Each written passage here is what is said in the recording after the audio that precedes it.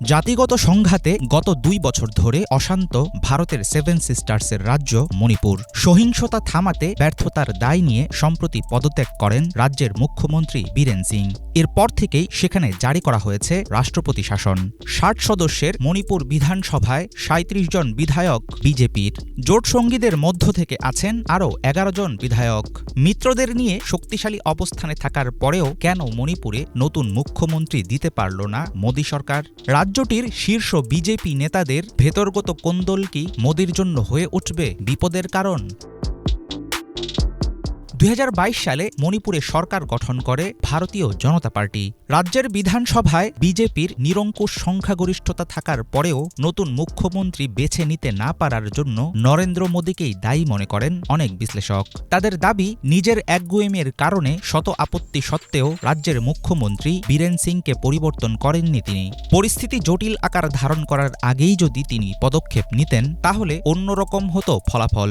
২০১৪ সালে মোদী ক্ষমতায় আসার পর এই প্রথম নিজের দল শাসিত কোনো রাজ্যে রাষ্ট্রপতি শাসন জারি করতে বাধ্য হলেন তিনি, যেটা তার সরকারের জন্য উল্লেখযোগ্য এক ব্যর্থতা। ২০২৪ সালের ১১ই আগস্ট অনুষ্ঠিত হয় মণিপুর বিধানসভার শেষ অধিবেশন। এর মধ্যেই ১০ই ফেব্রুয়ারি থেকে শুরু হওয়া অধিবেশন বাতিলের ঘোষণা দিয়েছেন রাজ্যপাল। ভারতের সংবিধান অনুসারে রাষ্ট্রপতি শাসন জারির পর ভেঙে দেয়া হয় চলমান মন্ত্রিপরিষদ। রাজ্য সরকারের সব ক্ষমতা ও দায়িত্বে থাকা সকল বিষয় চলে যায় রাষ্ট্রপতির কাছে। মণিপুরে বিজেপির অভ্যন্তরীণ দ্বন্দ্বের কারণে পরবর্তী মুখ্যমন্ত্রী কে হবেন সেটা ঠিক করা যায়নি। রাজ্যের শাসনভার কেন্দ্রের হাতে তুলে দেওয়ার জেরে আগামীতে নরেন্দ্র মোদী হারাতে পারেন স্থানীয় মিত্রদের আস্থা।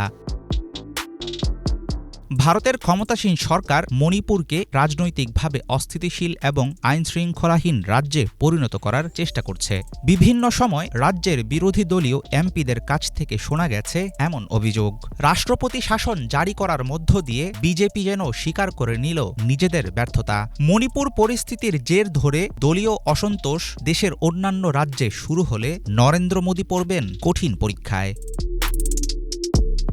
হাফিজুল ইসলাম, বাংলা ভিশন।